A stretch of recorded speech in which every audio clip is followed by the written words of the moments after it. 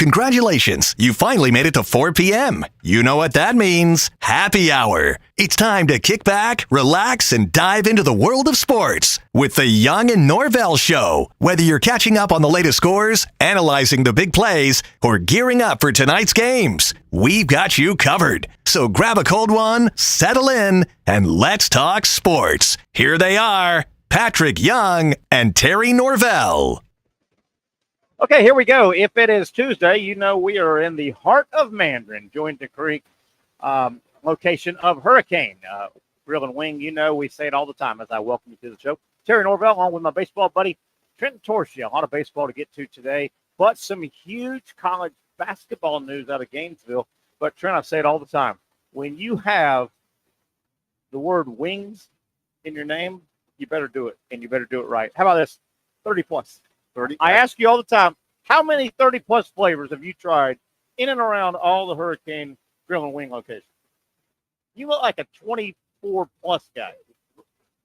The only ones I haven't tried are like the sweet ones because I like a little zip on my wing. But I'm not a big the dry rubs are really good too. Yeah. Now we know wings are the staple here. Wonderful hangout, family friendly. Bring some buddies, come up, watch ball. We got softball, we got baseball. It's a fun time of year, Major League Baseball. I always say don't sleep on the taco. We're here on Tuesday. I've gone through every taco here on the menu and the quesadillas. Do not sleep on the tacos. Just a little advice for you the next time you come to Hurricane Grill and Wings right here in Jointon Creek at the foot of the creek. Do y'all call it you're from here. Do you call it a creek? Is it a creek? Oh, it's a creek. It's a creek. Okay. Some people call it the creek. That's kind of southern. Yeah, that's right. That is southern. I think we're a little too far south for that. Yeah. So we've got a lot of going on. By the way, 7 o'clock trivia. You know, they chase our show with trivia on Tuesdays. And have a good time. It's a nice crowd. Just a fun area in the heart of Mandarin. Hurricane, Jointon Creek. You know it by now. This is our Tuesday home. All right, Trent, we've got a lot of baseball to get to, but let's take a step back. Huge, I think, literally huge college basketball news out of Gainesville. Alex Condon, kind of the final piece to what will he do? Will he go to the NBA or will he come back? Alex Condon announced today he's coming back to Florida for his junior year. Florida, the defending college basketball national champions, bring their entire front line back. All 4 players. They bring Condon, Houck, Chinlu, and Micah Hanlocken. That's 7'1", 6'11", 6'11", 6'9". The entire front court comes back. That is huge news for Florida. It is huge news, and they're all athletic, by the way. So, you know, when you look at that, remember we had Coach Martin on last week, and we said, what happens to the guy that puts his back to the rim anymore? Yeah. Nobody does it. Yes. So now you got these 6'9", 6'11" guys that they can shoot, can handle the ball. I think it's big news. You and I speculated that might be the case. I thought he was coming back. I thought he would get his grade and say, I need one more year. And they tell you, the cool thing about the NBA with this evaluation, you go through it, you go out to their combine, you get worked out by individual teams, whoever wants to work you out, right? But they have an actual combine. The NBA has a combine in Chicago, and it's several days, and it's invitation. Mm-hmm. And Condon, of course, was invited. But at the end of that, they give you a printout. They give you a readout, and it says, and it's not in stone, right? But the NBA says, after working you out and watching your game, it's our expert opinion. We're the NBA. We think you will not go on the NBA is 2 rounds. Yeah. First round's guaranteed up. Second round, we think you have game right now that might get you drafted in 2 rounds. You're a surefire first round. You're a lottery pick. Right. And you take that and do with what you want. So, but they give you your pros and cons according to them. Mm-hmm. And so I always thought Condon was going to get a few. We think you should work on this, this, and this. Good player, great athlete, new to the game of basketball. You know, he's an Australian rules football guy. I know. He's only played American basketball for 6-7 years, 5-6 years, which is kind of the crazy part. Yeah, that is. But he comes back today to Florida. I like it, and I'm going to tell you what more than likely factored into this, in my opinion, is the NIL. Probably, yes. So he's going to get a few bucks. You know he's going to get a few. Then all of a sudden you weigh it versus where I'm going to land if they say, hey, you're projected late second round or whatever. Yeah. You can make a pretty good living. And if you come back to Florida, if you're Condon or any guy with this kind of rating, second round, because he was falling from everything I read, 31 to 37, 38, which is early second round. Mm-hmm. Well, that's a nice contract. First 10 picks in the NBA draft is life-changing money. Guaranteed slotted, right? Guaranteed slotted. So go work in your game, make a few dollars in Gainesville. Yeah. Because he'll command a few dollars. They will earmark a few dollars for Alex Condon. And then I'm sure they already have. It's not like because you have a decision to make. You can go make money, or you have a little bit of money coming in now. Yeah. And here's the other piece that I think it's important. A year older, absolutely, bigger, stronger, absolutely, because the NBA, grown-ass men, physicality. Those grown-ass men now. They certainly are. Grown-ass men. Yep. Grown-ass men. So big news out of college basketball and Gainesville. Florida brings back not only Alex Condon, their entire front court now. They bring back 4 incredibly experienced, big-time players in the front court. Supposedly, Florida has brought in 2 of the best guards in the portal. Xavier Lee, so a lot of people call him the number 1 point guard out of Princeton. Mm-hmm. And then Boogie Flan. Boogie Flan from Arkansas, 5-star recruit. Calipari signed. He hurt his hand, ironically, against Florida in a regular season game. Was in and out of the lineup. This guy's a 13-point, 6-assist, experienced player. He comes to Florida. Right now, and this doesn't matter, Trent, but I want you to comment on this. Florida is not, Gator basketball is not blue blood. They have 3 national titles. Probably should be starting to creep into blue blood. Florida's always going to be looked at as a football school first. Yeah, 100%. Gators, 3 national titles, a bunch of Final Fours, a bunch of Elite Eights. This really doesn't matter, but I think for a program like Florida, what I'm going to bring up does kind of help their program. I think with Condon coming back today, that Florida should clearly be preseason number 1 in basketball. Doesn't mean anything. No. Doesn't mean anything for the Dukes. They've done it 100 times. For the North Carolinas, the Kentuckys. But I think it would help Florida's program. It can't hurt Florida's program to spend all summer reading and hearing Gators number 1 preseason team in the nation. We call it the way too early polls, but you know what? If you're defending champ and you've got 4 bona fide guys coming back, that's your catalyst right there. And where I go with that, you cannot tell me there's not a little bit of basketball blue blood bias. Say that a few times. Basketball blue blood bias. By that, I mean, if Duke was bringing back the nucleus Florida is, if North Carolina was bringing back the Florida nucleus and the new portal guys, if Kentucky was bringing back the nucleus and new guys, any of those 3 would be the unanimous preseason. You could throw in Villanova and Connecticut, too. You could throw in Villanova and Connecticut, but I don't think Florida will. Purdue brings a bunch back. They're going to get love. UConn brings some players in. They're going to get love. Florida, and it doesn't matter, Trent, but I think for a program like Florida, it does have value. They won't be preseason number 1, I don't think, unanimous, but they should. Well, but they should. But it does have a little bit of value because you've got your 2 guards that are transferred in.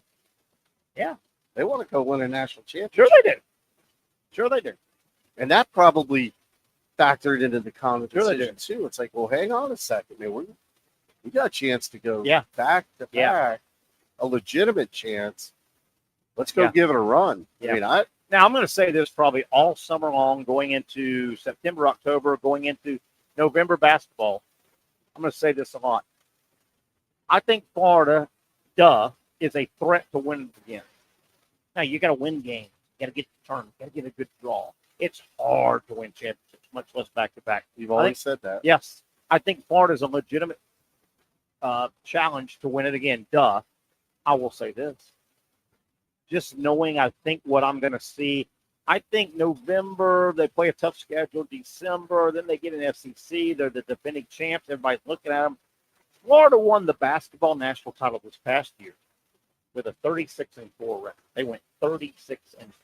They won their last 12 games, SEC straight through the March Madness. Can't lose the March Madness. Right. I do not think, and I hope I'm eating my words, I don't think Florida goes 36-4. I think this team could be as good or better than last year's team.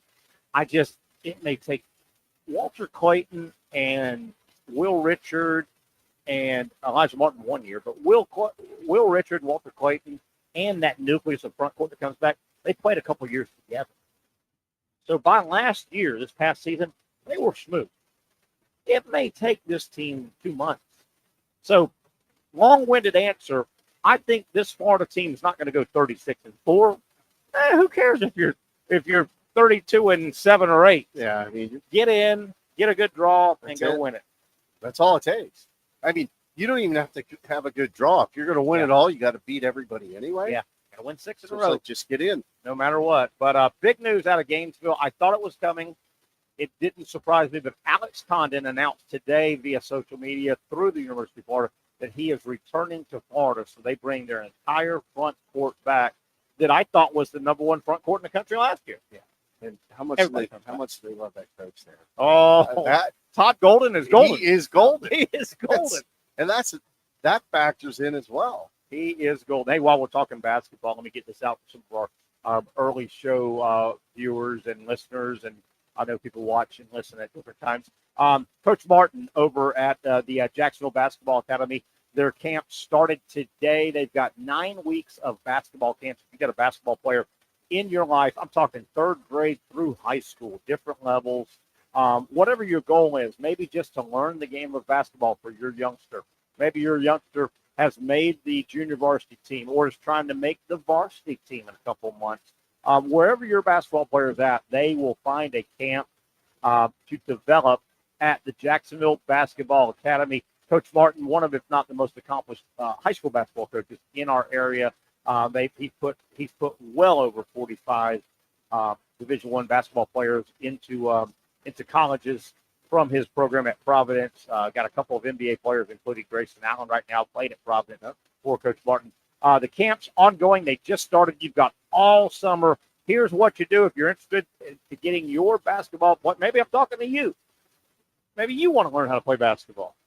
I got no handles. Yeah. I only dribble with my left hand. I don't know. You're about 105. I don't know if they got a 105-year-old camp. But if you got a basketball player, dunk? I don't know. With one of those mini tramps.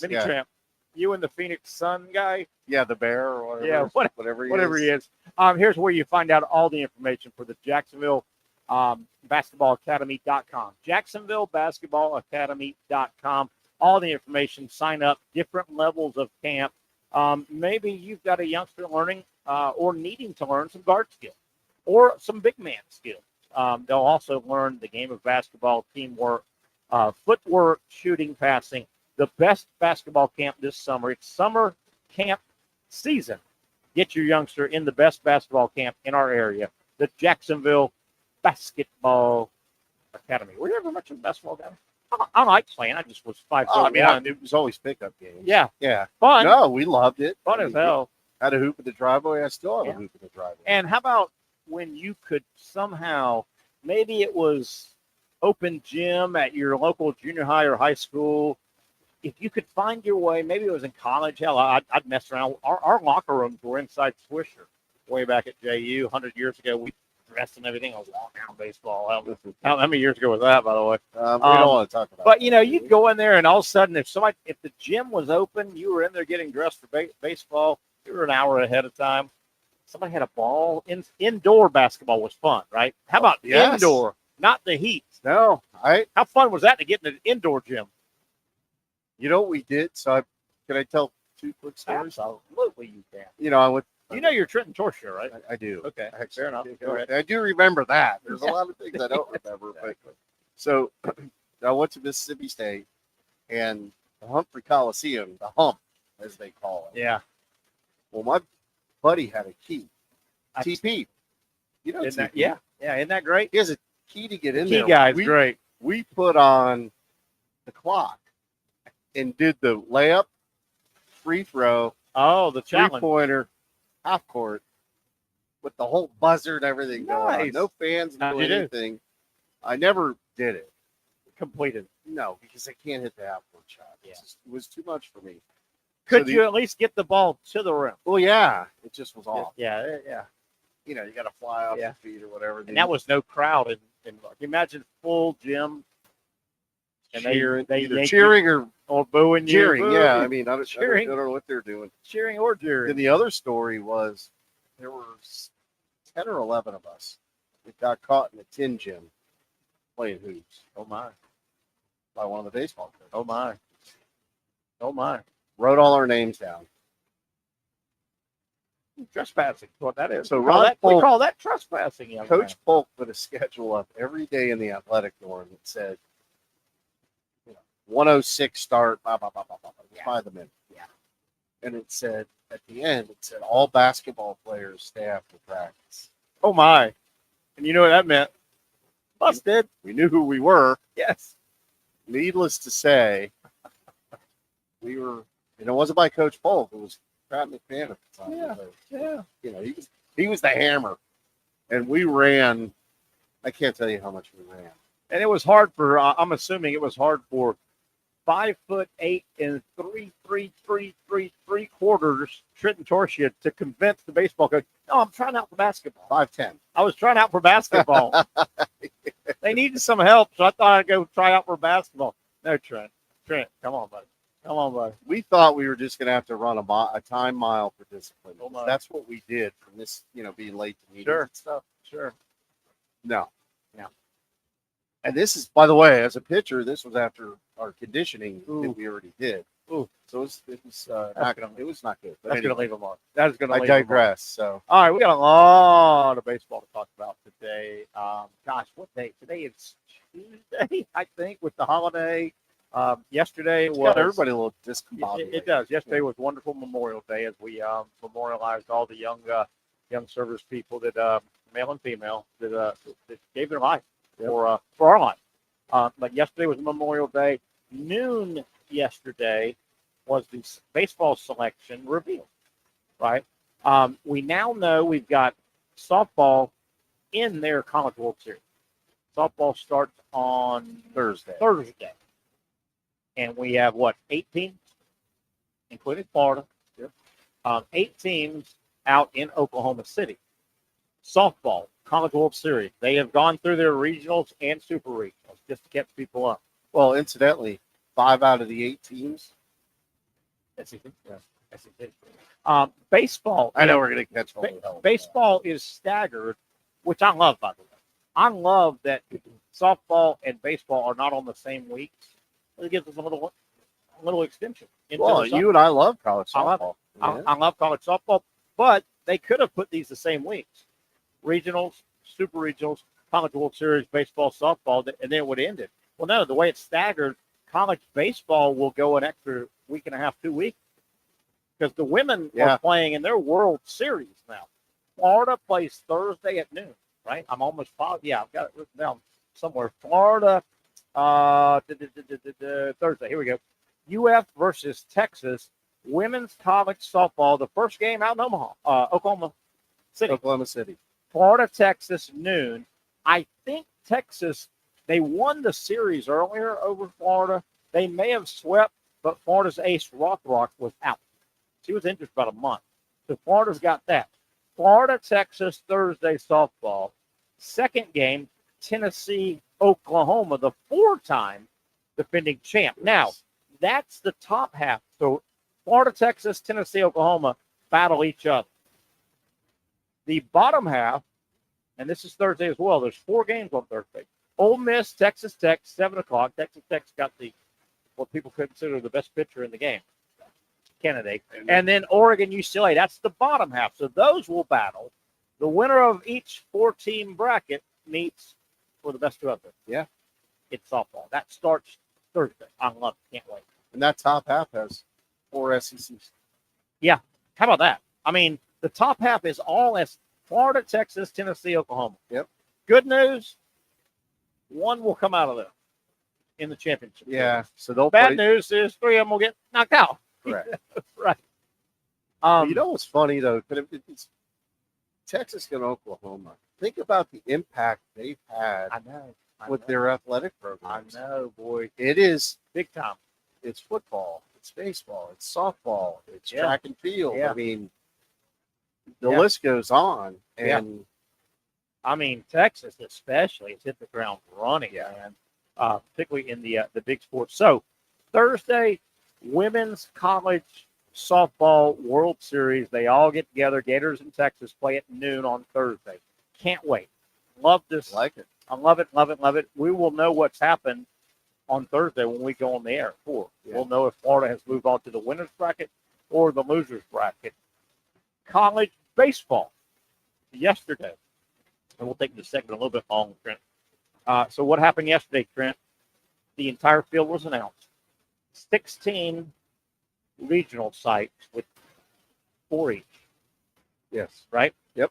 And we also know the top 8 national seeds. So if any of the top 8 national, they're going to host. If they win their regional, they automatically will host a super regional. That's the benefit of getting a top 8. Let's keep it here for a moment, and then we'll dive deep into it.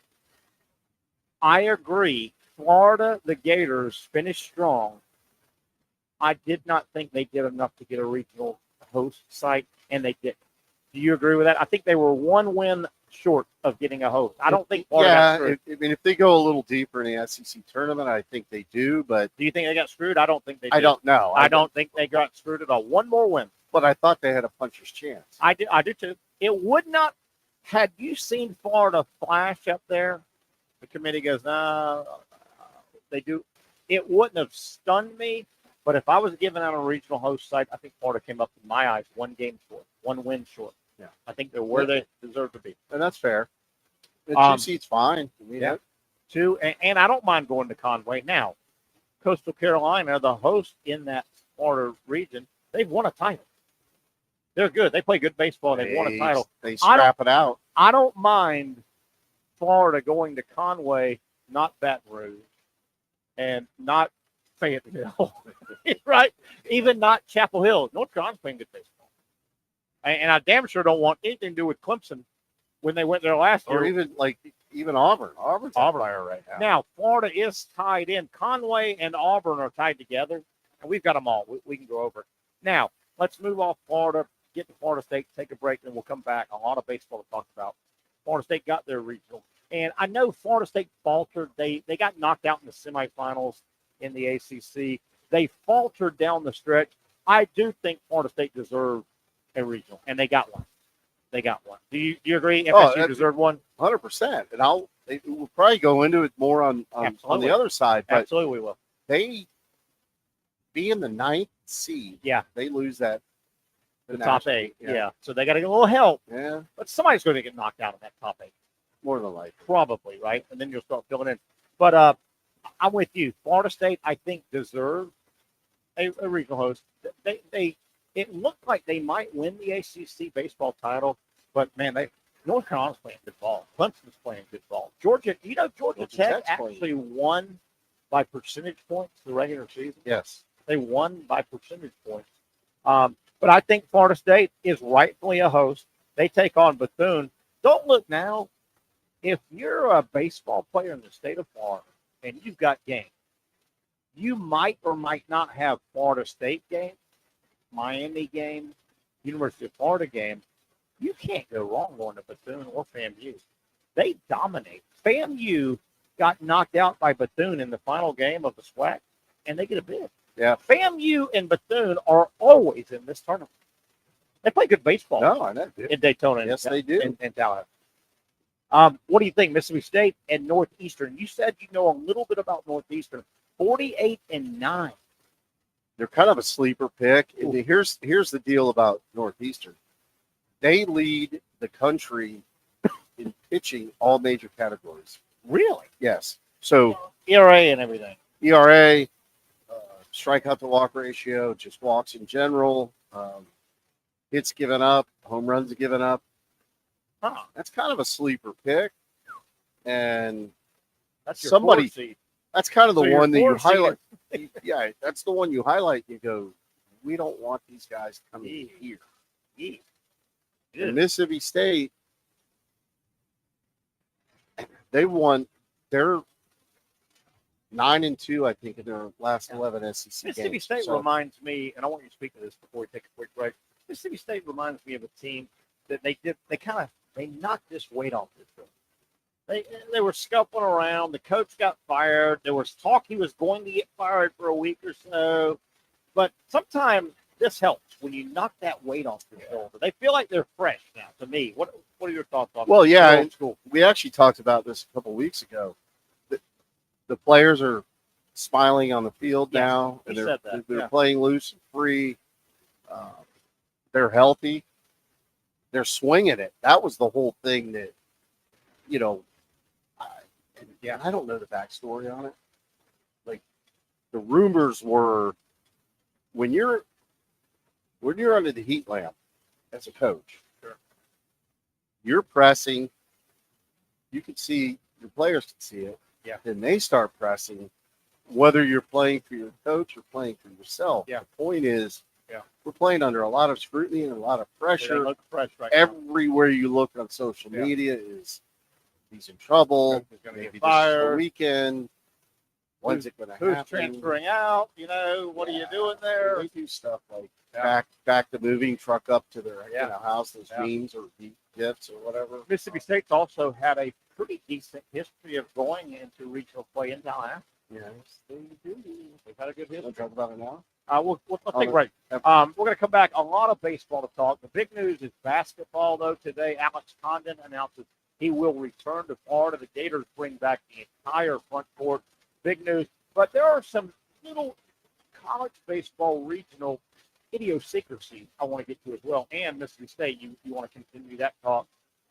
Some interesting decisions that host schools have to make. We'll talk about that on the other side. It is basically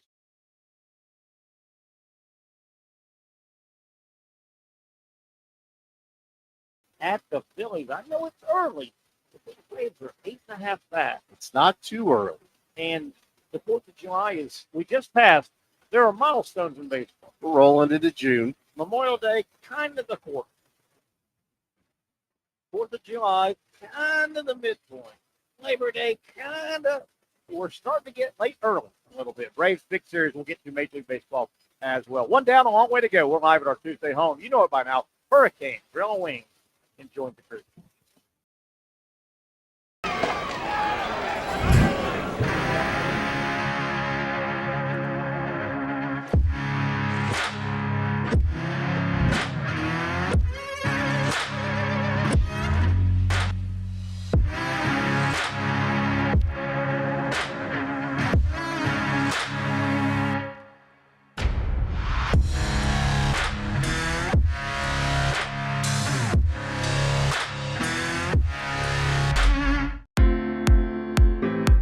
At Southeast Orthopedic Specialists, we know pain and injuries can stop you from doing what you love. This is why our board-certified orthopedic specialists offer the latest in both non-surgical and surgical treatment options and create a treatment plan tailored to your unique lifestyle and goals. So, whether it is a sports injury or that nagging pain that's keeping you from doing what you love, our team has the right treatment for you. For more information or to schedule an appointment online, visit our website. Finally, a family atmosphere, kid-friendly restaurant with a real sports bar feel. Bricks Jack's Beach features all that and a large, climate-controlled covered patio with misting fans and heaters for all seasons. Mix in an extremely diverse menu that features the most quality and affordable steak at the beach, and there's no reason not to enjoy your next lunch, dinner, happy hour, or big sporting event at Bricks Jack's Beach, 300 2nd Street North in Jacksonville Beach. See you at Bricks Jack's Beach. You really got to hand it to him. Hold on. The previous play is under further review. I'm not sure what he could review, but okay.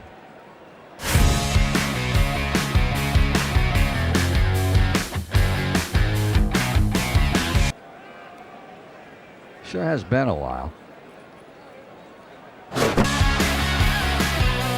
Dynamic Hurricane Grill and Wings for the football season. Well, there he is.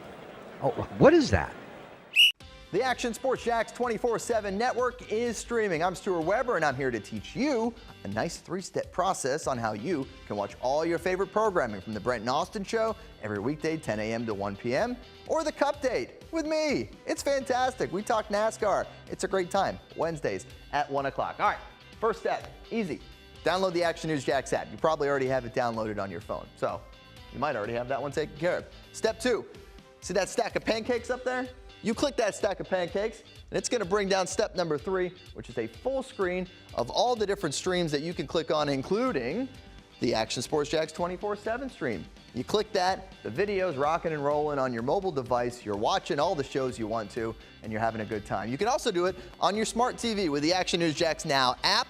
I do it on my Samsung TV at home. It's a great way to watch it on a nice, large screen for all the content. That's the Action Sports Jax 24/7 network. Hope you can find it.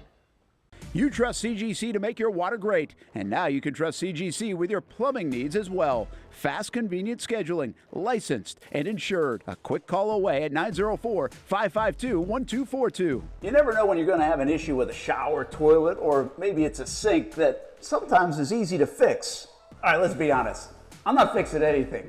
I'm totally staging this because when I have a plumbing problem, I call CGC Water Treatment and Plumbing. Trained professionals, transparent pricing, customer satisfaction. Small problem or even a bigger issue. Maybe you need a new tankless water heater or something a bit more intricate. The experts with 25 years of experience at CGC Water Treatment and Plumbing can do it all. Call 904-552-1242 or visit cgcwater.com. That's 904-552-1242 or cgcwater.com. CGC Water Treatment and Plumbing, an authorized independent Connecticut dealer. Florida license number CFC 143-2579. We talk about wings and tenders and all that chicken stuff because the wings is in the name. Hurricane Julington Creek, obviously grill and wings, but they've got a full menu, a bunch of seafood. We're right next to the water. You can get seafood sandwiches, burgers, Mac Daddy burger, hangover burger. You have that. Oh, stop. Bacon guacamole burger, mushroom Swiss. God, that mouth one's fantastic, by the way. And you always know I throw out the tacos and quesadillas. Do not sleep on the tacos and quesadillas here at Hurricane Julington Creek in the heart of Mandarin. Trenton Torch is talking some ball here, all kinds of ball, including a lot of baseball. I saw your 30 for 30 Thunder and Lightning yesterday. I might have been at a bar kind of, man, by the way, fun 3-day holiday for me. I enjoyed it. I didn't have to work I had Saturday, Sunday, and Monday off. Paid homage, obviously, to our memorialized service people, and really thought about that a lot over the weekend. I was proud of a lot of people on the social media that it wasn't just barbecues and beach stuff. They were throwing the right reasons. But I did a lot of work. I did my car, washed, cleaned, vacuumed. I did a lot of work in and around the house. Got a lot done. Midday yesterday, I was just, went to a little local pub around the corner. Love it.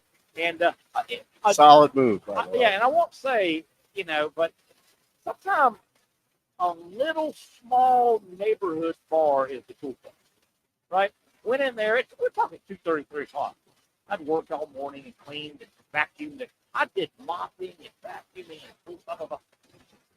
I'll sit there and go, I'm going to drive around the corner, not too far from my house, and have a few beers. I could have had a few beers at the house. I said, no, we'll get out of the house. I've been in the house always. And you're 30 for 30. Mississippi State 30 for 30, Thunder and Lightning, which obviously you're part of that baseball team. Palmero and Clark. And so I'm watching at the bar and all. And I asked you, Little Gene Morgan, I'll say Little Gene, he wasn't a flamethrower. He gets hurt in that game. You guys should have won that World Series. Mississippi State should have won. Was that 85? 85. Should have won that World Series. It still stings today. So your pitcher gets hit by a line drive. It's 5th inning. He's mowing Miami down. Gets hit by a line drive. No, Texas. Oh, Texas. I'm sorry. And I think we're 4-0 at that point. I think so. Because that's back when it was 18 double elimination. Well, you're 4-0, yes, and everybody was in one bracket. Winner's bracket, loser's bracket. Not like it is now. It's 2 separate tournaments until the 2 of the tournament. But your team was cruising undefeated with 4, count them, 4 future Major League Baseball players on the team. Rafael Palmeiro, a Hall of Fame. Will Clark, a friend Hall of Fame. Yep. Jeff Brantley, a 11 years. long-time starting pitcher. Bobby Thigpen, a wonderful athlete in college. He was a great closer, had the American League save record for years, Yep. right? Single season, yeah. And your pitcher gets hit in that critical game, gets knocked out, line drive off his ankle, Yep. ground ball off his ankle, and next thing you know, baseball crazy. Pick it up there real quick. Well, then Texas Bats got alive. So you can, when a guy gets hurt like that, y'all were cruising. Yeah, you can bring a guy in and they get as much time as they need to get ready. So it's not a factor of, well, the guy wasn't ready when he came in, but it's just the momentum shift. And then I think the next Texas hitter hit a gapper. Yeah. I think the next guy. Now all of a sudden it's, it's rally time and you got the pitcher out of there that's been mowing us down. Yeah. And that was Texas had help me out. Some guy named Roger Clemens. Was Clemens on that team? No, that was in 83. 83. Okay. Clemens, he had been gone just a year or so. So they beat us in 83 out in Austin. And they won the World Series that year. Clemens, the boy. Giraldi, Bruce Ruffin. Spike, who was that little Spike Owen. Spike Owen, the short. Oh my gosh. Bruce Ruffin. Billy Bates was their second base. I mean, they were loaded. We were loaded. Yeah. We kind of got hosed going to their region, and we beat them once. And they beat us twice to go in. So anyway, we lose to Texas, and then we get walked off by Miami. That was the Gregolina. Gregolina. So for people that don't know, Miami really good. Ron Frazier was the coach. Miami. And I'm from Miami. And you're a for those Miami that don't guy. know. But Miami's playing Mississippi State. Was that elimination game? Elimination thing. Yeah. The Atlanta home. The winner Grand plays Slam. Texas. Yeah. We all have a loss at this point. Yeah, everybody's lost. And Miami sends up, was it Grand Slam? No, it's 2-run. 2-run home. Miami sends up Greg Elena, not a superstar on Miami's team, decent player, not a superstar. He, in baseball terms, he runs into one off Big Ten, right? The great closer. Like chin high. The great closer for Mississippi State is about to play. Atlanta runs into Hopefully Thiggy's not watching this. I hope not. I'll see him this weekend. But, I mean, that is baseball, man. That is just flukish at times baseball. Greg Elena would not get a single if I think he Big hit Ten pitched him 100 times. I think he hit like 220 that year. He runs with into a bunch of strikeouts. He runs into a late game. Neck high, mid-90s fastball. Crazy. All right, let's get back to college baseball. By the way, did you see me on Thunder Light? Yeah, you're on there 4 or 5 times. Yeah. Okay. Yeah. Trent, you're they cut to you and ask you a question 3 or 4 times, right? Yeah. Yeah. And then I did see y'all had that there was a big reunion. Right. And the cameras showing the clubhouse wherever y'all at, big reunion, everybody's having cocktails and all it. There's Palmeiro. And they're tracking Palmeiro and Clark because they were the feature. They were kind of the 2 alpha dogs. They were different worlds apart. And every time they cut to that cocktail party, you were there drinking. No. I swear I saw you at least 4 or 5 times drinking and talking to the Palmeiro and Clark. It was the same beverage the entire time. No. Just so you know. No, it wasn't. Well, there was. Your Honor, I put into evidence 3 separate solo cups. One was blue, one was white, one was red. Just red, white, blue. There you go. Memorial Day. Just so you know, Palmeiro was my campus roomie. How about that? And Clark was my roadie. Oh my! Any hits in that group? Two of the 3 guys had a lot of hits. Those 3 guys. I had no hits. Those 3 guys combined for about 3,000 big league hits, and you had 0 of them. Correct. All right, I want to get back to the regionals. Trent, I'm going to bring up a couple things that are. I think I've got this right, and they're kind of nuances. And a college baseball manager, head coach, has got a couple of decisions to make. When you're the host of the regional, unless they've changed this very recently, obviously, like you, Florida State, for example. Florida State hosts the regional in Tallahassee, Friday, Saturday, Sunday. Yep. 4 teams. Florida State plays their opponent. The other 2 teams, Mississippi State plays their opponent. The host team gets to select, do we want to play the first or the second? Did you know that? Yes. And people say, what's the big deal? They probably want to play the second game for the bigger crowd. Well, hold on. There's a couple of philosophies. If you are, we're going to use Florida State because they're hosting Tallahassee. Remember the time of year when it can rain in a heartbeat and it can rain a long time. Yep. You've got more managers now of host sites opting to play the first game on Friday night.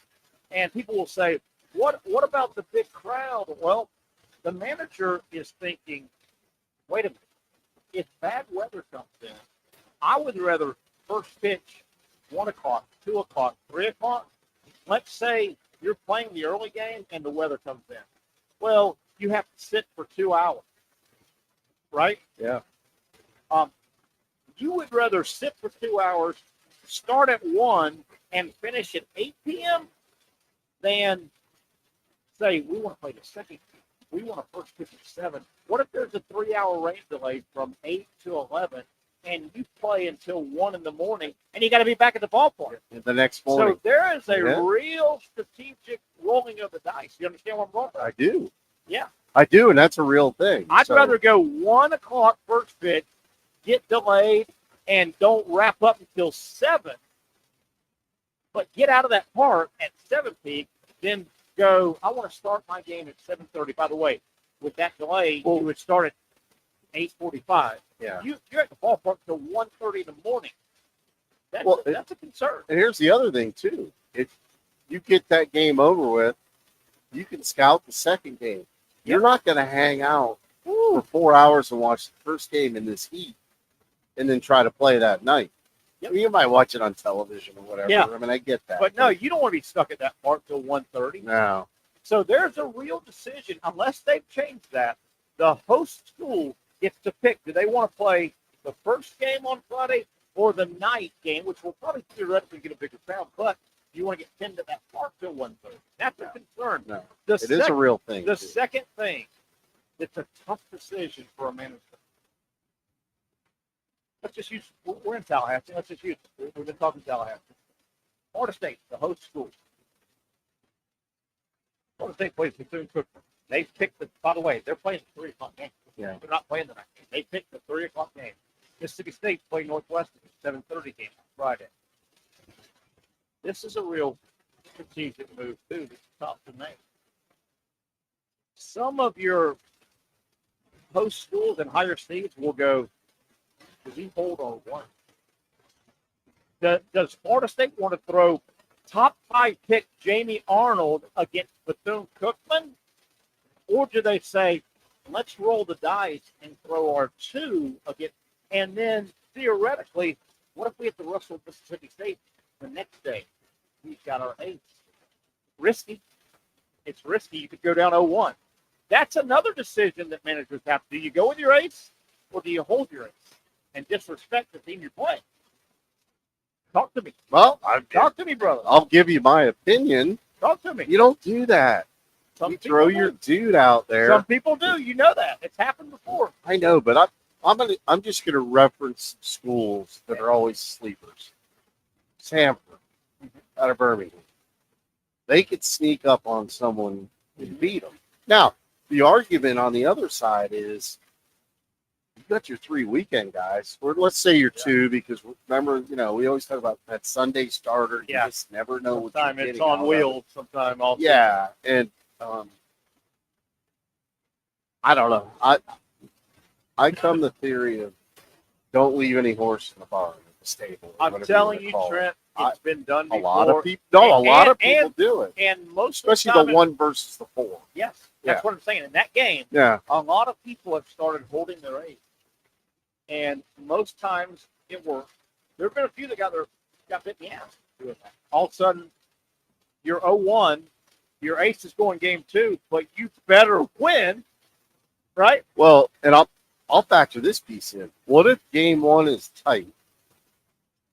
Starter starts getting peppered a little bit, gets a little bit tired, and you go to your ace closer who has to throw 43 or 4 innings. Yeah. And then 40. And then he's burnt. Smoked. Yeah.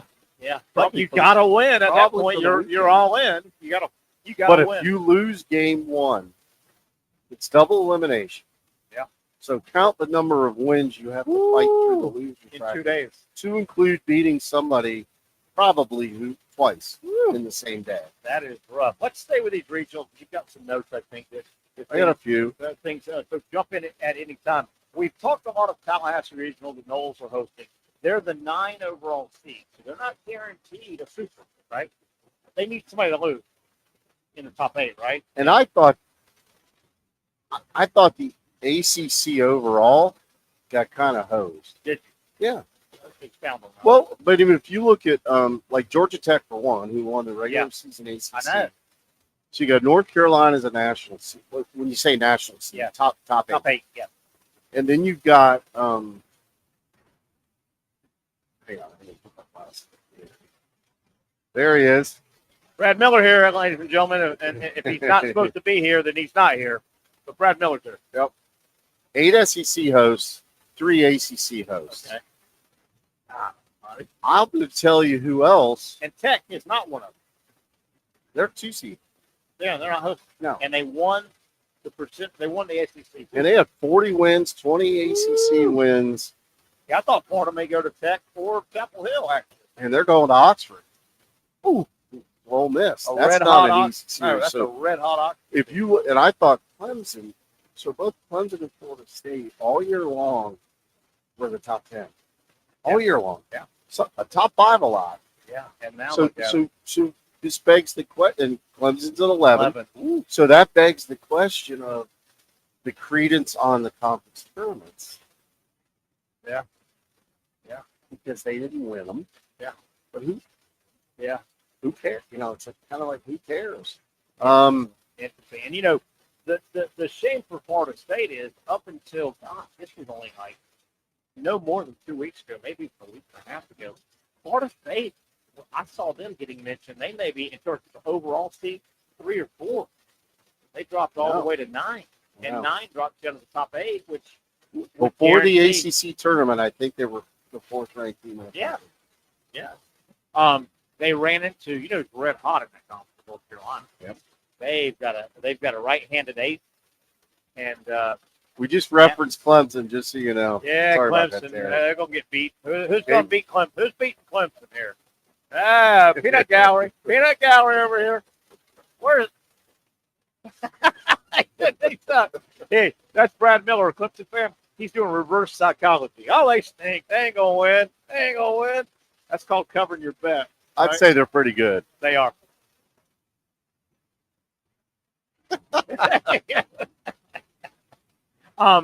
So what do you think of? Let's stay with Tallahassee. Florida State, Bethune-Cookman, 3 o'clock. Mississippi State, Northeastern, 7:30. Again, Florida State's rolling the dice. They're saying, let's play early, just in case there's rain. I would have, you know, their lefty Arnold is top 5 pick. Yeah. I don't think Florida State has a great 2, 3, 4. They don't go deep. But the knock on FSU this year is once you get past Arnold, you got a chance. You throw Arnold, right? I do. You're a guy, yeah. I do. Yeah. Incidentally, the Tallahassee Regional, which includes Mississippi State and Northeastern, Florida State, Bethune-Cookman, Tallahassee Regional plays the Corvallis Regional, the Western Regional.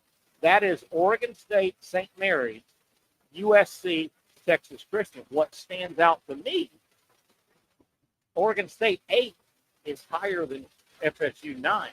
So if FSU comes out of Tallahassee and Oregon State doesn't get upset, they go west. Oregon State goes west. Yeah. I mean, way west. Way west. I mean, way west. You know, time zone issues, all that going on right? now. Because they are locked up together. Yes. So if you're FSU, A, you want to win your regional, and B, it wouldn't hurt your feelings to see Oregon State get upset because then you're in play. You're in play, or the only other west is LA, right? And LA is locked up with somebody else. So if you're FSU, you can't scoreboard watch, but that is a long. I know they're on charter planes and all. Well, it doesn't Hey, matter. Tallahassee's here. Corvallis, They're Oregon up in the State corner. that is a trip Yeah. you would not like to make if you could get rid of it. Right? And they're either 2 or 3 hours different. I think they might be 3 hours different. That's 3. So you have that whole Yep. just traveling, because I've traveled across the country Yeah. for work, and it's hard, man. And keep in mind, Like, it takes you a few days. what if Florida State has to go Friday, Saturday, Sunday to win it? I mean, Sunday, it would be late in the afternoon. You're euphoric. You're wrapping up. You just won your Monday. You got to catch your breath. You're hoping to get home and get some sleep. You better jump on a plane early. Monday, Tuesday, crack of dawn, because you want an extra travel day out there. you need it. Yeah. And just to acclimate. Interesting, but that's where these national seeds come into play. If FSU could have gotten seeded One notch. they win and they're hosting super. That could be a big deal. Let's go to Florida. We have talked a lot about Florida's regional. They are in Conway, which some people may not really know a lot about. Conway, Carolina, where Coastal Carolina is. They are the host school. Coastal Carolina is a 13 overall seed.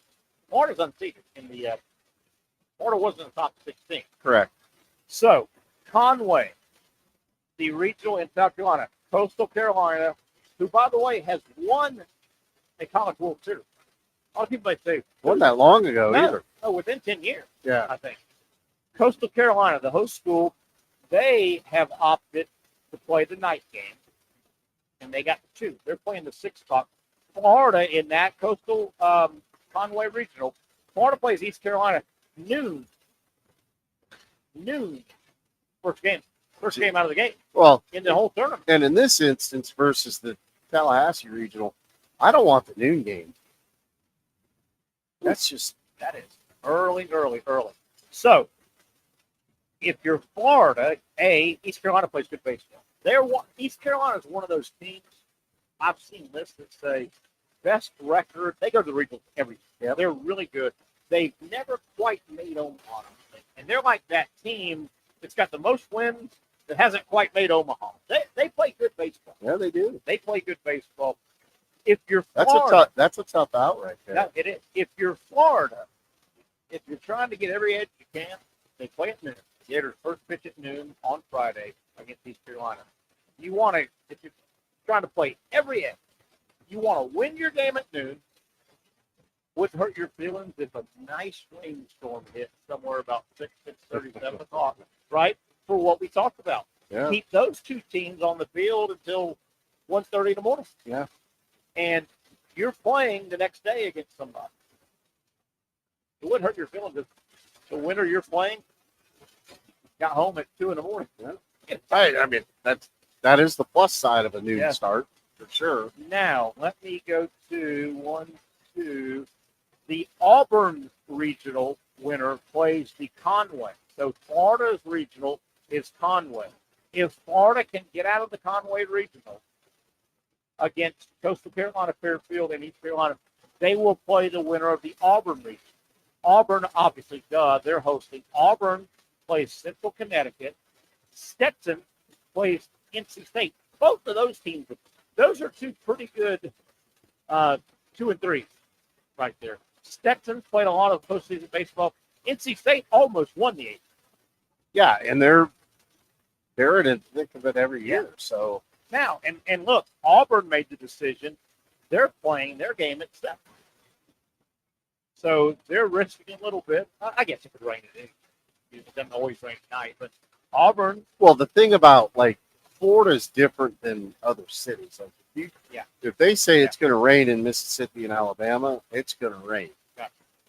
They don't miss the forecast. Yeah, it comes in and tracks. Florida, it's it's coming from the coast or it's coming from the Gulf, and hit or miss. So anyway, Florida on the road in South Carolina. That's not a terrible trip. I mean, Gainesville to Myrtle Beach. It's Myrtle Beach where they're at. Conway. Yeah. That's not a terrible. Could have been worse. Yeah.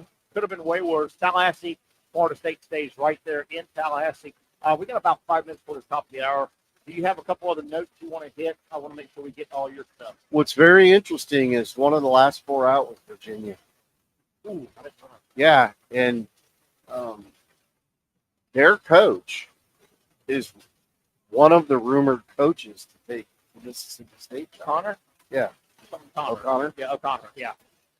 Who years and years ago was at Tennessee. I didn't remember that. Wow. And my buddy Freddie Gonzalez was on his staff. Yeah. That's just kind of, I mean, here's when you look at that, you're like, you just booked a program that's not a blue blood program, but they love their baseball. They won a title. They had a run where they won a title and were in the finals there 2 or 3 years. Well, they were in the thick of it last year. Yeah. So I know they love their baseball. But man, Mississippi State. I mean, that is a blue blood. They love it. They love baseball, and you wonder, is O'Connor kind of got a little wanderlust right now? Well, he's been there a while. Yeah. I mean, you look at it, and you go, here's the thing that I would look at is the facility. You could argue none better than Mississippi State. And I can't believe certainly top 5. I can't believe the passion is more at Virginia than Mississippi State. They're fighting for tickets to start. Yeah. I mean, they're fighting you at the ticket office, right? And they aren't doing it in football. They're not doing it in basketball. So that is their school. Now, they're also talking about having to back the truck up to find somebody. Maybe Vitello's been on the list for Tennessee. I don't know that he leaves that situation. Yeah. Although Tennessee draws, 5,000 fans because that's all they can hold. 11,000, 50, 12,000, 15,000, 18,000, whatever the number is. Yeah. Now, so I don't know. I mean, to Tennessee's credit, I watched a bunch of their games this year. They've got cranes and all, so they're expanding that stadium. But it did not look like, to me, the games I watched, that they're doing a triple double deck and it's going to be 15,000. It did not look like that. And do you feel? I hope Tennessee fan doesn't come in and slap my face for saying this, but do you feel right now this is kind of a zenith period for Tennessee baseball, and I could see it going like this.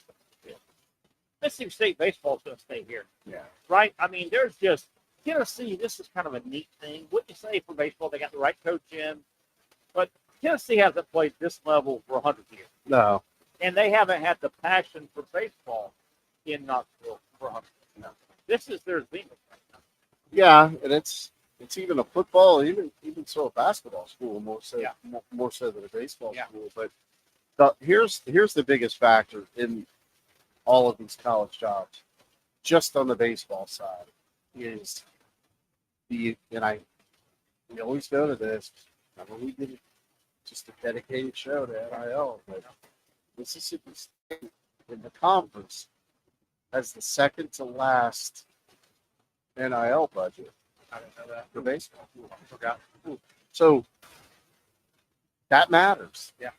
And now if you're going to go and say, hey, we're going to pay a coach to come in.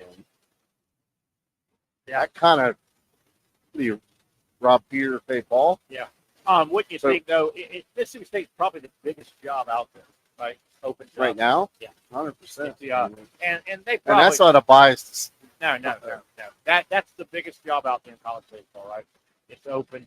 Mississippi State needs to fill that thing days after the World Series. And they have said they're going to wait till. And they've got to fill it. Unless their guy. You can't just drift around now with portal and who's interested, who's not interested. You got to start making calls and know who's coaching. But you know what's always interesting in these scenarios? Who's listening? Yeah. So if somebody's listening and you've got a little bit of distraction, it's like, hey, where's Coach today? Yeah. Oh, he had a meeting. What does that mean? Who's he meeting with? Is he here? Yeah. I don't see his car. Yeah. Interesting. All right, let's take a break. We've wrapped up 1 hour here. We've got another hour to go. We're live at Hurricane Johnson Creek. You know it by now on Tuesdays. Home deep in the heart of Mandarin. They got trivia coming up at 7 o'clock. Wonderful menu, wings everywhere, 30-plus flavors. But that is not the only thing on the menu. You've got somebody in your party. And maybe they had wings yesterday. Maybe they don't want it. Well, there's plenty on the menu for burgers, for seafood, a little bit of everything. Great children's kids menu as well. Hurricane doing great. Brent Torsia, Terry Norvelle coming back. Let's get some Major League Baseball talk. We got a lot of stuff. Just some miscellaneous news and notes going on in and around the world of sports. Big news out of Gainesville. Basketball. Alex Condon announces today he will return to the Florida Gator basketball program. Huge news for the defending national champions. We'll talk about that also. Hour number 2 continues after this quick timeout. For those dealing with pain from a sports injury, arthritis, or spine condition, Southeast Orthopedic Specialists offers innovative new non-surgical options. Our regenerative medicine treatments, including platelet-rich plasma and other regenerative treatments, use your body's own restorative cells to aid in treating injuries. These procedures are performed in our offices and typically require minimal downtime. If you want to get back to doing what you love, our regenerative treatment options may be right for you. For more information or to schedule an appointment online, visit our website.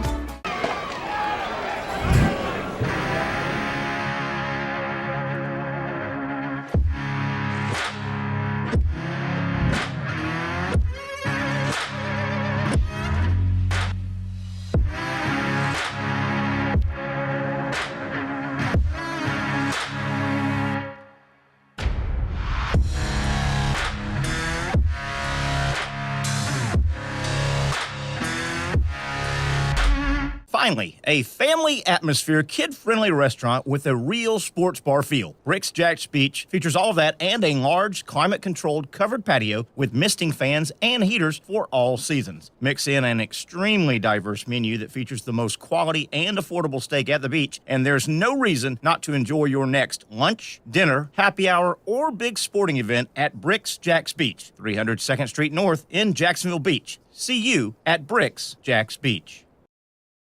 You really got to hand it to him. Hold on. The previous play is under further review.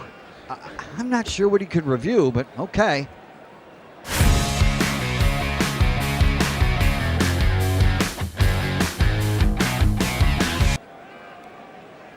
Sure has been a while. Dine in at Hurricane Grill and Wings for the football season. Well, there he is. Oh, what is that?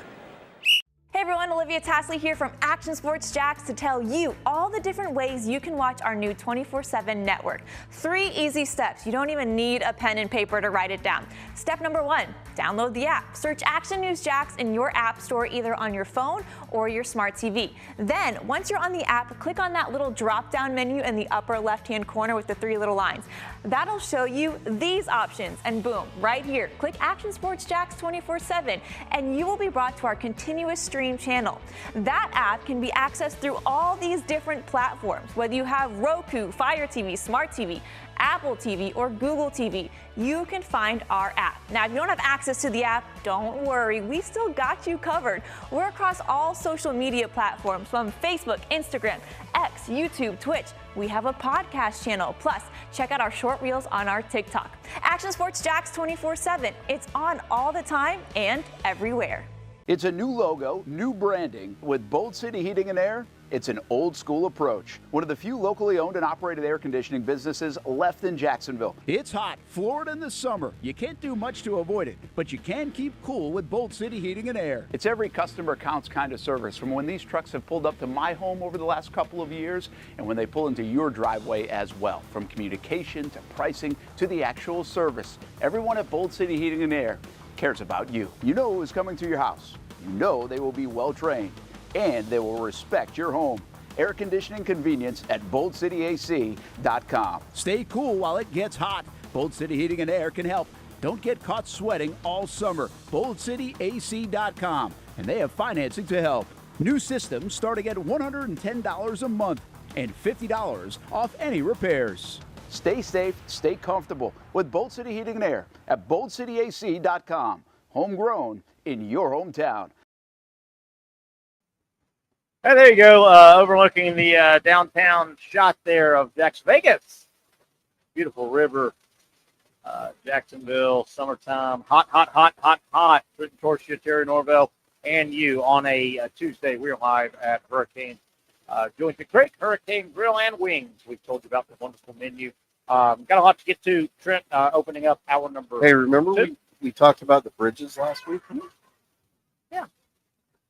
All colored for the state schools. That's what you were saying. Which Miami's not a state school, but That's it's what still. you were saying. Yeah. Huh. How do you not know that as a native? You're not that smart. No, I'm not actually. You're not that smart. I'm a repeater of information. I do know this. I think I threw this out last week, too. One of the first pro football teams to ever come through here is Jacksonville Bulls, USFL. I Remember that? Yeah. Their color scheme, if you look it up, was one color from Florida, one color from Georgia, and one color from Florida. They had like burgundy, the garnet. Yep. Garnet they had, I think, red. Yeah, they had one, and they did it on purpose because the concept was we want to be the United, which is kind of, if you think about it, the Jaguars, I've always said this, the Jaguars in our area, they're the United team. You've got Gator fans, and Gator fans' favorite team is the Gators. Yeah. And the Jaguars may be second.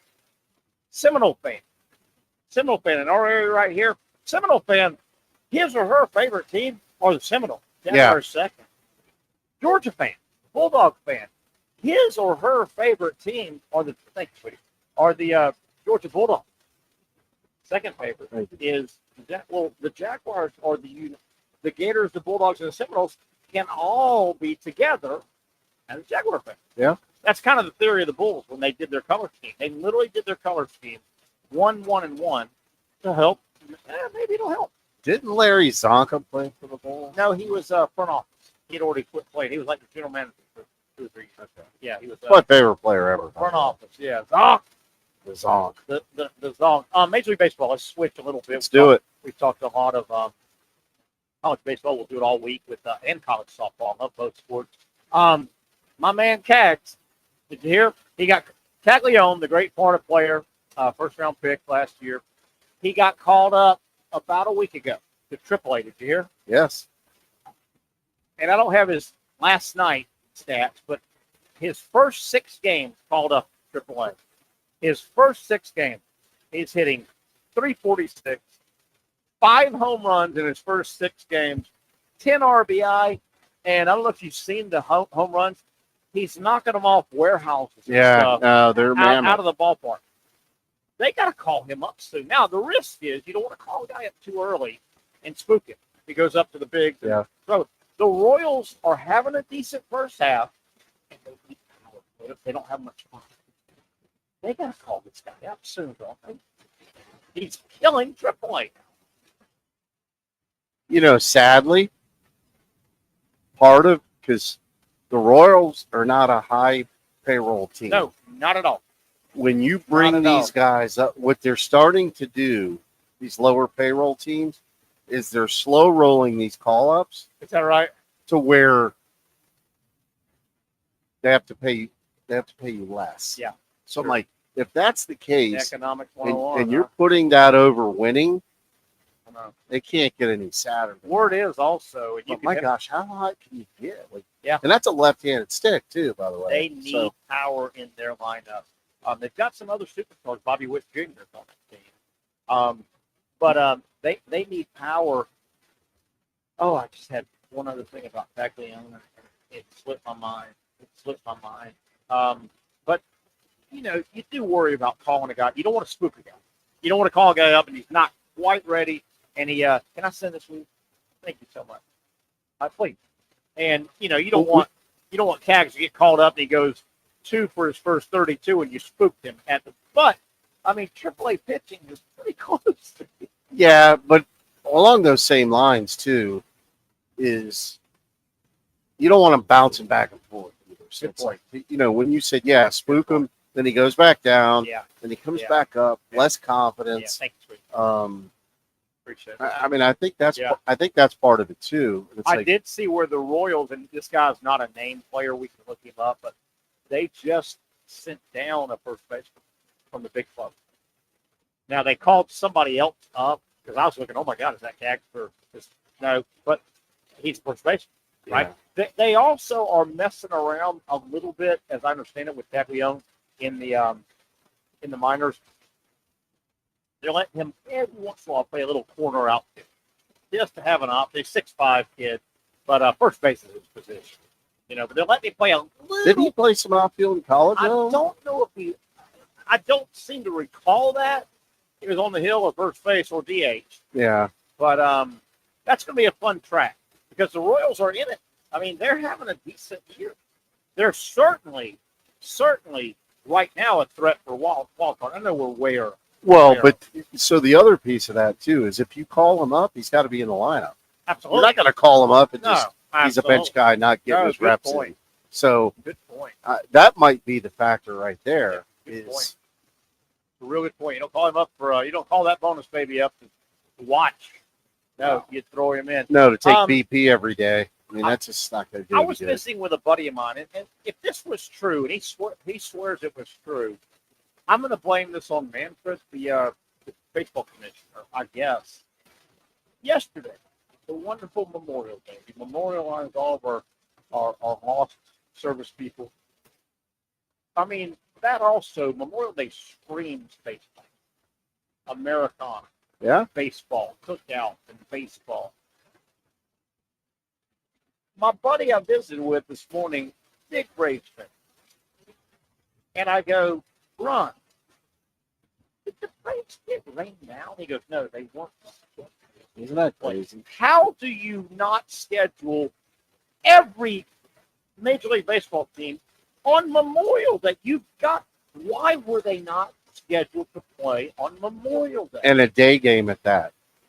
Every game yesterday should have been a day game. Yeah.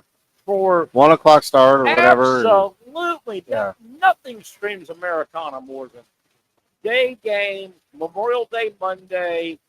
And I said, Ron, I looked up and down. I thought I was going to see Braves PPD postponed. Yeah. He said, nope. There was a snap. They weren't scheduled to play a baseball game on Memorial Day in the Major League. It's just like not playing on 4th of July. Or opening day, for that matter. He pointed that out. My buddy goes, opening day, Memorial Day, 4th of July, you have to play baseball on those days. At worst, you get weathered out. But you've got to. But it was scheduled. Yeah, but it was scheduled. How does that happen? It's unreal. Braves are in a sticky spot. I know we got a long way to go. Boy, they're at a 3-game series at Philadelphia starting tonight, or they need to get at least one. Oh, they can't go get swept. They are 8.5 games out. Well, yeah. So if they get swept, if you get to double-digit games down, ooh. So there's two factors, and we've talked about this earlier this season, actually. Yeah. So now, where do you fall in the division? Do you have to start hopping teams again? Because they were dead last the last time we talked about this. Now they've hopped a couple teams. They're ahead of Miami. Yeah. Yeah. So you all of a sudden you're 10, 11, and 10 and a half, 11 and a half, 11 and a half back. Think about if you did the math. I was a communication major, so I can't do even simple math. But think about however many games are left. Yeah. Just call it 100 games. Yeah. You have to play like 75 winning percentage hard baseball in that league, man. and hope that the team ahead of you, plays 60% or whatever. Yeah. And Philly's solid. Yeah. The Mets are still. Are the Mets legit or not? Well, it'll play out, but hey, through 50 games, they're legit, right? And I think the Mets are going to do Mets things. You think? Okay. I do. Okay, but you still got to go beat them. Well, you do have to beat them. Yeah. But now, if you go in and take a series, it's at Philly, right? Yes, this is at Philadelphia. So if you go in and take a series, it's a little bit of a statement. You gain a game in the standings. That's the crazy part. You take 2 out of 3 and you only gain a game. Yeah. Get swept though. That math is slow too. You look at the Braves, and so they're 8.5 out of first place in their division, with the Mets and the Phillies ahead. Then I don't know, it's way early, but it's going to be late soon. Then you look at the wild card. That's the other piece. They're 5 behind because there's 3 wild cards. Yeah. So they're 5 behind the team sitting at 3rd, but they've got like 4 teams to jump. That's the part. So you've got 2 to win the division, to jump in the division. That's tough enough. Yep. Because what happens is, Trent, if you're chasing in the division, the Phillies, the Mets, and then you, if you gain ground on the Phillies, a lot of times the Mets keep winning. Or if you gain ground on the Mets, the Phillies keep winning. In the wild card, there's like 5 teams ahead of them for that 3rd spot. That's hard to climb 5 teams. Yeah. 4 or 5 teams. It's hard. Hard. And you could say what you want about too, or how many examples can you think of teams that are at All-Star break are 10 games out?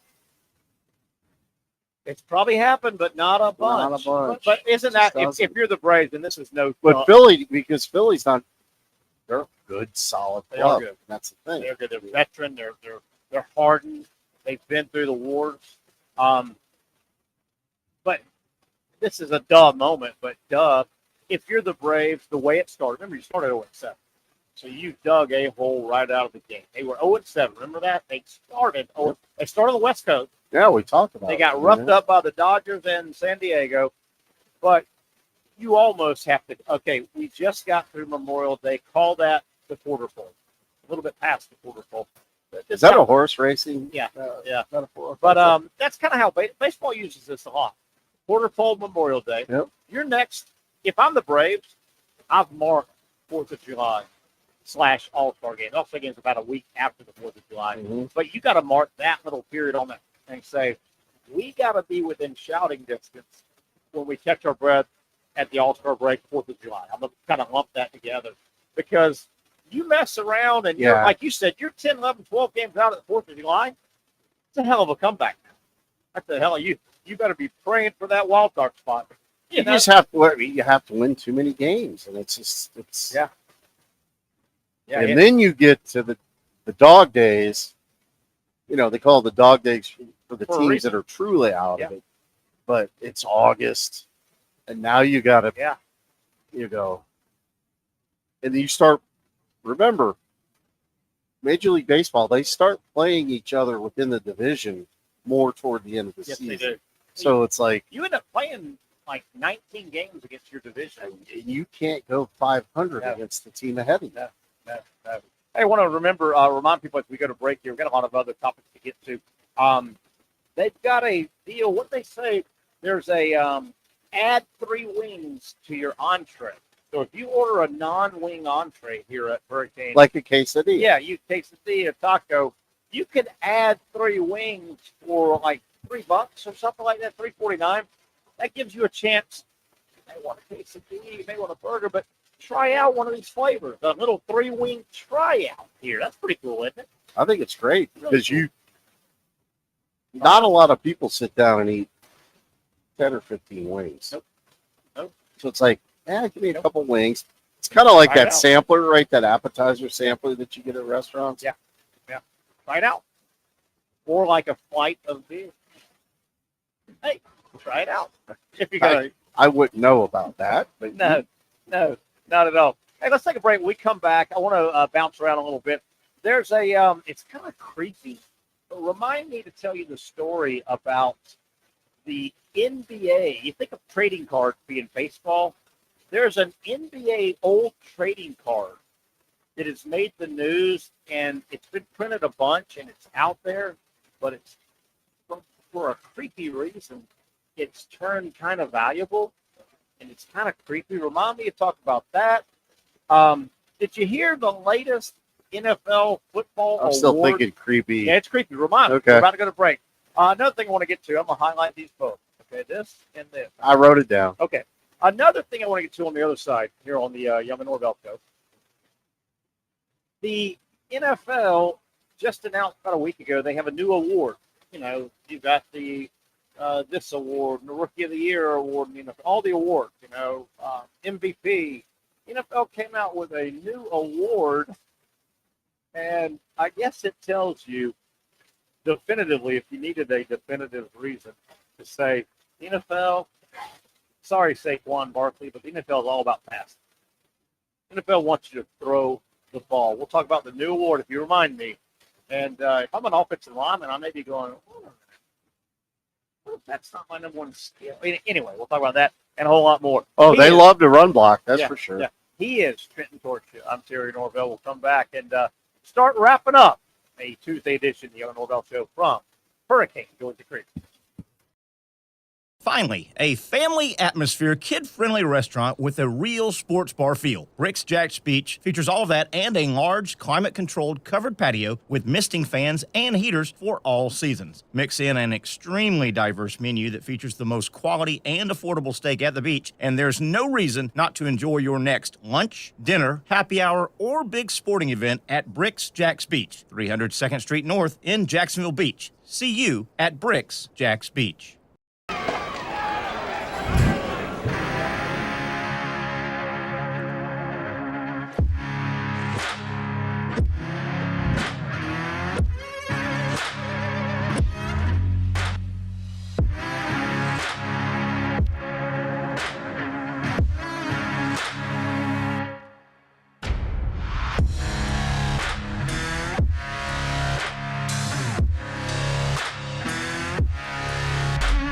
For over 20 years, Southeast Orthopedic Specialists has been providing the highest level of orthopedic and spine care to patients throughout Northeast Florida. Now, we're making that same great care even more convenient with Southeast Orthopedic Specialists Direct, a walk-in clinic where you can be seen for pain or injuries with no appointment needed. Staffed by orthopedic physicians and specialists, we offer everything from diagnosis and treatment to imaging and bracing, all with no appointment needed. For more information, hours, and locations, visit our website. You really got to hand it to him. Hold on. The previous play is under further review.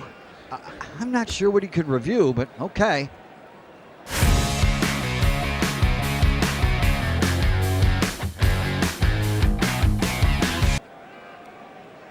Sure has been a while.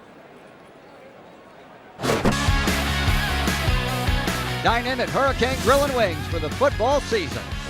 Well, there he is. Oh, what is that? Hey everyone, Olivia Tasley here from Action Sports Jax to tell you all the different ways you can watch our new 24/7 network.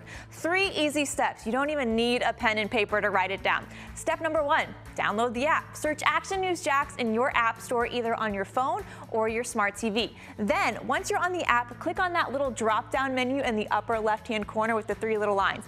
That'll show you these options, and boom, right here, click Action Sports Jax 24/7, and you will be brought to our continuous stream channel. That app can be accessed through all these different platforms. Whether you have Roku, Fire TV, Smart TV, Apple TV, or Google TV, you can find our app. Now, if you don't have access to the app, don't worry, we still got you covered. We're across all social media platforms from Facebook, Instagram, X, YouTube, Twitch. We have a podcast channel. Plus, check out our short reels on our TikTok. Action Sports Jax 24/7. It's on all the time and everywhere.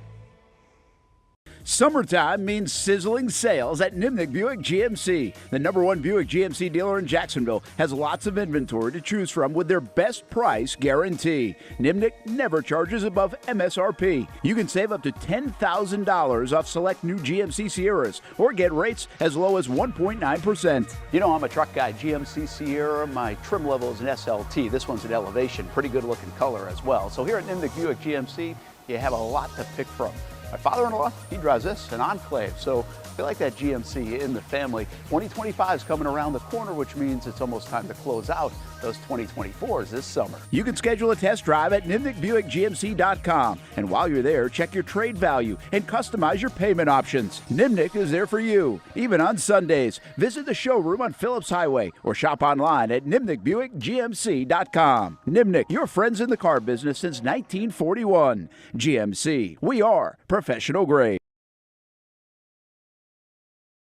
Deep into hour number 2. Still got a lot of show left. The Young and Norvelle show right here on Action Sports Jax. Trenton Torchia, along with me, Terry Norvelle. We'll do it again tomorrow. Hope to hear from Patrick Young, our buddy Pat, of course, tomorrow. And Brent Beard should check in. The SEC, not media days, SEC meetings are going on in Destin the next 3 days. And there's all the presidents are in Destin, school presidents. Yeah. All the athletic directors, Sankey, There's talk that they're going to get a lot. I don't know if they're all going to make it public, but there's going to be a lot of stuff getting done because you got to take advantage. You got the presidents of the universities. There's not one of these deals where this big meeting takes place and you have to go back to your respective schools and then meet with your president and say this went on. The presidents are there. Yeah, that speeds up the process. Right. The alternative is you do a series of Zoom calls. Yeah. It takes you 2 months. Absolutely.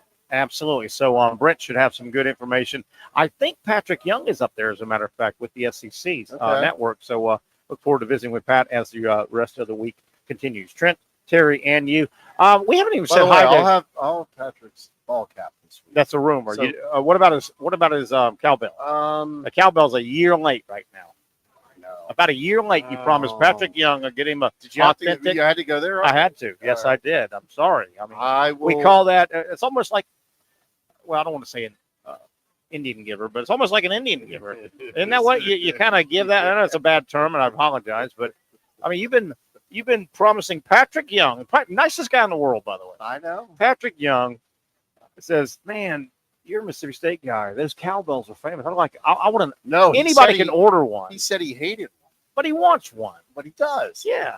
But you have to be. Are you going to get him a white one or a maroon one? Does it matter? What about maroon and white? Whoa, you're crazy. You're nuts. You have to be gifted your first cowbell. I didn't know that. Yeah. That's cool. It's really, really cool. All right, trading card. How about this? How creepy is this? You want to hear the story? I do. Wait a minute. We were going to shout out one of your buddies. Who were we going to say hi to? Oh, Dan Corsi. Dan Corsi. Coastal Prospects. Coastal Prospects. And they play at Bregan Park, right? Do they send teams to Bregan Park? This weekend, yes. Nice. They were here in Jax. They're up in Brunswick, 28,000 square foot facility. All baseball, softball, do you know? Baseball, softball. Nice. And if you just want to do some training, like flyo. And what's Dan's baseball background? I mean, you don't open a place like that unless you're a baseball guy, right? Georgia State. Okay. And Panthers. Panther. It was a high school coach up in Alpharetta for years. Like it. And then that's just fun to say too. Alpharetta. So he's probably been doing this for 20, 25 years. What's the name of his Coastal Prospects? Coastal Prospects. I think it's coastalprospects.com. Nice. And they were down at Bregan's Park. Yes. Over the weekend. Over the holiday weekend. I guessed it in as a coach. Any players? Any good players? Yeah. College kids? Yeah. So I mean he's got the wall of fame or whatever. Okay. And are you on it? No, I didn't play for him. Coach Wall of Fame. I don't think so. If you're listening, the infamous coach. Terry's lobbying for me, Dano. So I like it. Baseball, baseball season. Oh, it's great. Baseball season. It's fun. Baseball season. All right, we're going to take it to basketball. Creepy story. Stay with me. Creepy story. I'm staying with you. I just from like the world of basketball. Okay, NBA. We're in the NBA playoffs, obviously, and we're trying to get the conference finals. Following it closely, by the way. Yes. Just, Yes. And pucks. But nice. Sorry. Puck's still going on too? Yeah. Yeah. You're Miami guy. I guess I got Panthers. I got a team down there. Yeah. So anyway, trading card. Get a load of this. This is creepy. And I think the card's from like 1990. NBA trading card. You remember Mark Jackson? I do. And Mark Jackson played, a long time in the NBA. I think he was a St. John's guy, good college guy, good NBA guy, TV guy. Been on TV forever, broadcasting NBA. So there's a Mark Jackson card. I don't know how it came back into the mainstream. 1990 card. Is he the LSU player? No, that's Chris Jackson. Mahmoud Abdul-Rauf, who changed his name to that. But so Mark Jackson, there's this trading card from 90. And it's an action shot. He's like dribbling the ball. So you see the shot. It's a regular trading card, like baseball card, basketball card, football card. And damn if you don't, the shot is of Jackson, but you can see spectators, fans in the background. And damn if you don't see, and this is where the creepiness comes in, but this creepiness has made the card shoot up because there were a bunch of them printed. Nobody cared about Mark Jackson's card in 1990. until this came out. You see two fans in the background, kind of blurred, but you can tell who they are. The Menendez brothers. Oh my gosh. You remember the Menendez brothers? Of course I do. That are two twins, I think, that are currently in jail for life for shotgunning to death their parents. Now, they said it was because of years of abuse and trial and all. Mental and physical. Yeah, mental, yeah. So here's the deal, though. They're in the background, and somebody with an eagle eye sees this. There have been a bunch of cards. So these cards are all famous now, and people are sending the cards. They're serving life right now. They're up for parole, by the way. But there's a lot of people are mailing the cards saying, "Can y'all sign these cards?" Ugh. And what happened? These kids were from a very wealthy family. Yeah. So the parents died, and I guess they, at the beginning, before the trial, it took years for this trial. I remember that. You remember how? It was a huge story. Well, a huge story. National news. International news. Well, these kids during the interim before they went to trial, and I guess they inherited it because both parents were dead, and they were living the life of Riley. They were already wealthy kids, but they bought courtside tickets to the Knicks, so that's why we're sitting there. How creepy is that story? Ugh. I have goosebumps. Yeah. Creepy. All right. You want to get off that one? Yeah. Are we going to go creeping anymore? No, let's go to the NFL. I thought this was ironic how the NFL, they come up with a new award. It'll be awarded this coming up NFL season. They have now the NFL Offensive Lineman Protector of the Year. And to me, I immediately, when I heard this like a week ago, we haven't gotten on the show yet, I'm like, well, wait a minute. Isn't that pretty much saying, if you're the NFL, we really have worked hard. We want it to be a passing game. We think fans like, right? What about run blocking? What about running the football? No. It's the NFL Offensive Line Protector of the Year. You know who would, and I like running the football. I'm going to go old on you. What about Jim Langer of the Dolphins? What about Mike Webster of the Steelers? Yes. What are they thinking right now? They're not pass protect. They're knocking you in the face. Both of those teams ran the football. Run the ball. Primarily. Run the ball. And by the way, so two things on this. What do they say wins championships in the NFL? Defense and running the ball. Yeah. Run the ball, play good defense. No, so you're the protector of the year. What about the bulldozer of the year? Yes. That's a good name. Yes, I like it. And if you're the center and the guard, you're thinking, well, the protector of the year is always going to be a tackle, right? You'll be your left tackle you're going to primarily, be, right? Because I can't remember who the NFL coach. There's a famous quote. I think it was in the late 90s. There was an NFL coach, and he got asking about, the NFL. Gosh darn it. And this was before the pass totally took over. This guy was asked, he goes, hey, your offense seems to be, run heavy and all. And he says something to the fact of, to the reporter, yeah, you got to run the ball in this league. You got to run the ball to win. And then the reporter asks the coach, he goes, well, what if they stop the run? What do? He goes, you run it harder. He said, run it harder. That's old school there. Was that a beer? Maybe a Bill Parcells. Maybe. Or Jimmy Johnson. Well, Coach, if you subscribe to run the ball, what if they stop the run? You run it harder. I love that, by the way. Oklahoma. How about this? SEC school, Oklahoma, SEC money payouts. It was announced earlier. I saw it this morning. Oklahoma's athletic department said they are in the process. They're going to lay off 15 employees in athletics. Oh. And the athletic director, who Castiglione, I think this is how you pronounce it, very high-ranking AD, and he's going to get his salary cut a little bit. We're in a new era, NIL, you're paying. They're tightening up the budget a little bit. Oklahoma. I don't understand how. How about that? Especially with the sharing of revenue, like in the bowl games. Maybe they're just paranoid and wanting to get ahead of it in case it comes. But Oklahoma, this isn't, some little small school, Oklahoma. And we just talked about it earlier Oklahoma. in the show. It's like, welcome to the Texas and Oklahoma. Welcome to the SEC. Yeah. Well, Oklahoma softball, number 2 in the country. Yeah. 4-time defending champions. Baseball a little down this year. Yeah. Football is that's Oklahoma football. They love it. Yeah. Hoops, they can play hoops. Yeah. Yeah. Yeah. That's a huge surprise. I want to get this out. I've been tracking this for a couple of years, and I'm a big anti-spring football guy. Until the NFL, the fact that the NFL doesn't do anything in the spring tells you the NFL knows what they're doing. Yeah. They're not just saying we don't want to make money in the spring. So the NFL values no spring football. Other than the NFL or college football somehow, I just always think you're burning money, all these spring leagues, all year after year.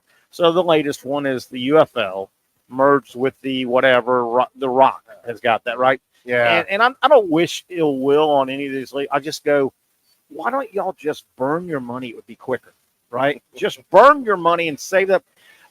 So we track the attendance. There's always 4 games every weekend. There's 8 teams, 4 games. And here's week 9. I'm just going to throw you out the numbers, okay?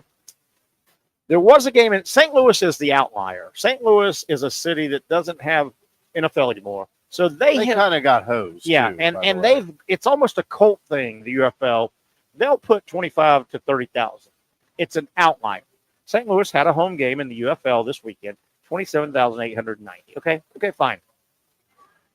Birmingham home game, 10,344. You're losing gobs of money. How many of those were freebies? Houston in the UFL this past weekend, their home game, 6,684. And not to be outdone, the 4th and final home UFL game on a holiday weekend, Memphis, pretty big city, Memphis, they packed in 2,044. 2,000. They were much closer to being in the 1,000s than the 3,000s. 2,000,044. Well, it would be interesting to do another math thing. Burn the money that I Just can't burn do. it quicker. What is the percentage of the population in the metro area? Like Houston's one of the top 5 cities in St. Louis, Birmingham, Houston, and Memphis. And they're talking about, we got to relocate. Dude, there's no relocating. Nobody wants to go. The product's terrible. What's Memphis? About the size of Jack's? Million Memphis people? is big. Yes. I mean, they got 2,044. Don't forget the 44. How many workers does it take to open the stadium? 500? Think about that. I mean, and they only had 2,000. I mean, you almost had one service worker per fan. Right. So you have Hey, go get me a hot dog and a Coke, please. You know what? It's like a write-off business. We're doing this for a tax break or whatever. You remember the write-off on the Seinfeld episode? Kramer got caught up on, hey, Jerry, just write it off. Just write it off. Everything write off. Kramer somehow he learned about write-off with corporations. And at some point, he kept telling Jerry, they'll do. And Seinfeld goes, Kramer, do you even know what a write-off is? I don't know. They just write it off. Right? Just write it off. 2,044. Don't you have to just shut it down? Hey, they're talking about relocation and all. It's not like, if you move the Memphis franchise to Oxford, Mississippi, they'll have 50,000. No, nobody's going. Nobody wants it. Actually, the biggest issue, and I've said it a billion times on this show, I'll say it again. The biggest hurdle that spring football leagues have, right? There's a bunch of hurdles. Right out of the gate, springtime. Springtime rolls around, and the country's been pinned down in the fall and the winter. The weather's terrible. That's a great point. Yeah. The weather's terrible. Well, all of a sudden, March rolls around in April, and this thing called spring. They tell you spring. Well, hence you want to start golfing. Yeah. You hadn't golfed in 6 months. You want to take the boat out. Yep. Little Susie and little Johnny are going to their recitals and their Little League games. The house project that you've been telling wifey, no, we'll paint, but we can't do it in fall and spring. Well, all this comes up. And you spent 6 months vegging out either in a stadium or in front of a TV. Wifey's going, we're either taking the boat out or we're selling.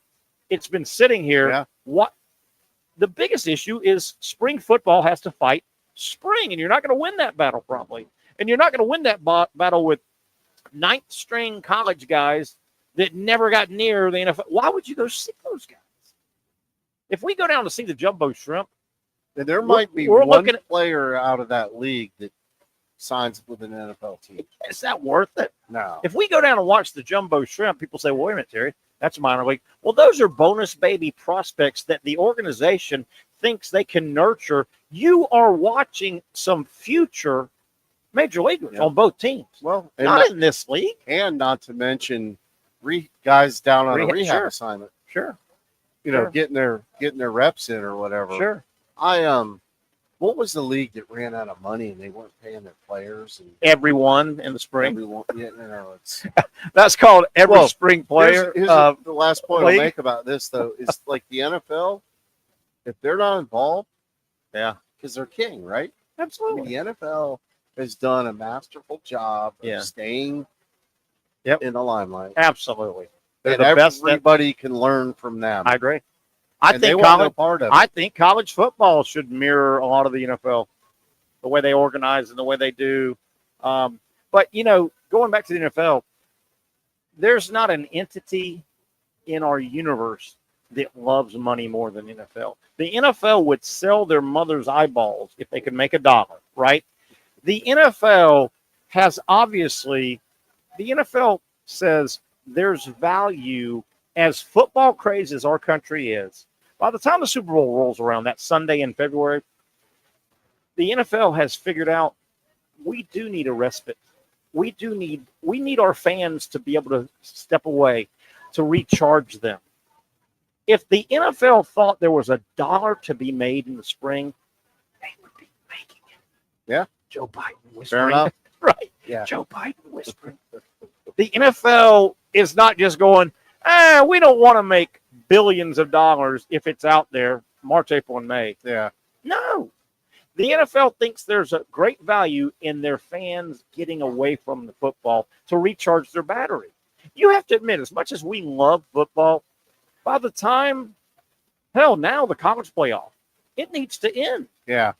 The Super Bowl rolls around, there doesn't need to be 4 more weeks of football. It's time. And I think there's value in getting your patrons, letting them exhale a little bit. Yeah. And recharge. And even with college football, they're talking about now if they expand the playoffs, they're going to have to shorten the season. Absolutely. Because how many games can these guys play? Yeah. So, I don't know. I mean, you've said it forever, and I've never disagreed with you because it's hard to disagree with on these spring pro leagues. You know what's kind of hanging in there, though, is the arena football.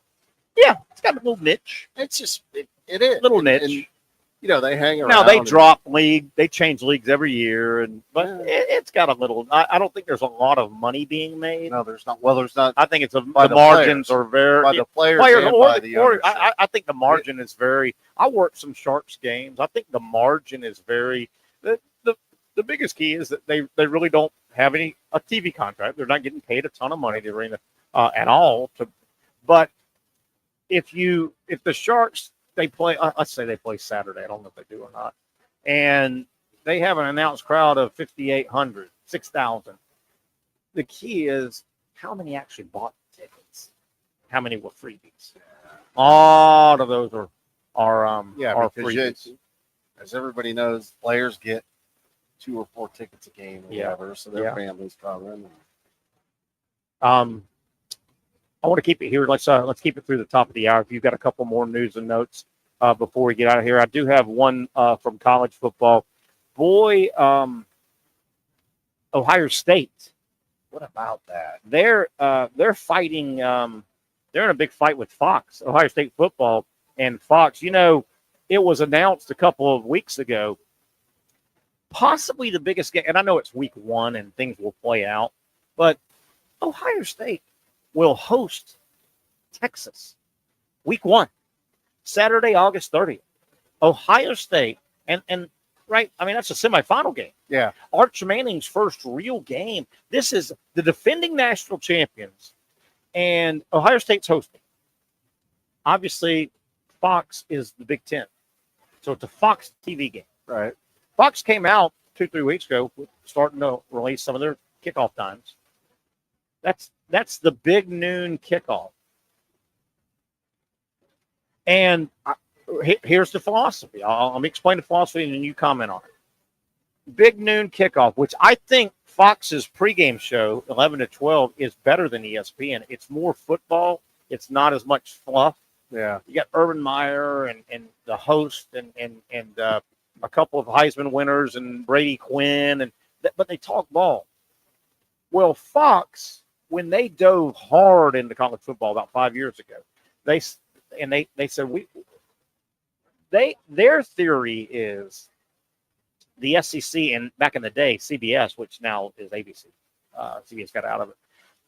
Fox thought that CBS got a big jump on them for the Saturday and night of football. The SEC would have a decent noon game on, and their big boy game at 3:30. Right. Their big boy. That's Alabama and LSU, and then if it was big enough, they'd do a doubleheader at night. Well, Fox said, wait a minute. We're getting past early in the day, and it's hard to catch back up. Even if we've got Oregon, Ohio State at 7, the audience is set on the SEC stuff.